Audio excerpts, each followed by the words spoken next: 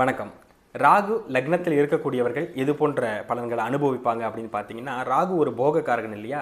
கொஞ்சம் லக்ஸரியாக வாழணும்னு நினைக்கக்கூடியவங்களா இருப்பாங்க. நிறைய இமேஜினேஷன் கெப்பாசிட்டி இருக்கக்கூடியவங்களா இருப்பாங்க. பிக் டைரக்டர்ஸ்க்கெலாம் நிறைய இந்த மாதிரியான லக்னாதிபதியோடு ராகு தொடர்பு இருக்கும்.